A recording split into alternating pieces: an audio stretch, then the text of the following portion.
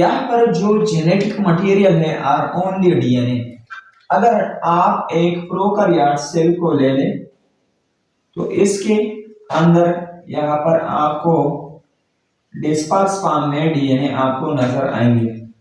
तो इनके जो जेनेटिक मटेरियल है यहाँ पर सिर्फ और सिर्फ डीएनए है और क्रोमोसोम की कंसेप्ट यहाँ पर नहीं है। अगर आप यहाँ पर देख लें तो यहाँ पर क्रोमोसोम है और chromosome made of DNA protein, यानी यहाँ पर क्रोमोसोम है, क्रोमोसोम के अंदर दो चीजें हैं, one is the DNA and the next one is a protein. यहाँ पर जो प्रोटीन है उसका नाम क्या है, हिस्टोन प्रोटीन। अब सवाल ये है कि यहाँ पर प्रोटीन नहीं है और यहाँ पर प्रोटीन है, तो मैंने यहाँ पर लिखा वाई। सबसे पहले जो रीजन है, there is no specific chromosome.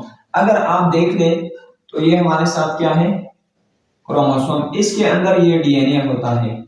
इसके काइलिंग के लिए प्रोटीन की जरूरत होती है, क्योंकि यहाँ पर जो प्रोटीन है हिस्टोन प्रोटीन, इस पर पॉजिटिव चार्ज है, क्योंकि यहाँ पर दो अमीनो एसिड होते हैं। ये एमसीक्यूज के लिए आप याद रखें, लाइसिन प्लस अर्जिनिन, ये दो अमीनो एसिड है और इस पर पॉजिटिव चार्ज है। अगर आप डीएनए को देख ले तो इस पर नेगेटिव चार्ज है।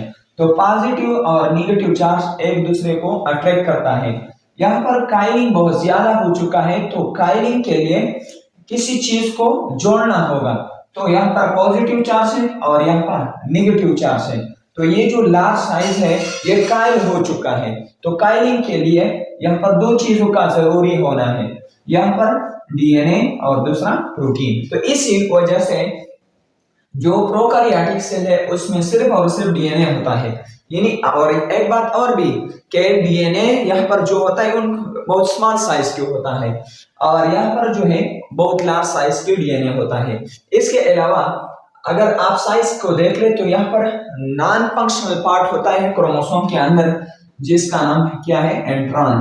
तो एंट्रॉन ये नॉन फंक्शनल पार्ट है जीन का या क्रोमोसोम का, तो ये यहाँ पर नहीं होता, इसलिए इसका साइज छोटा होता है।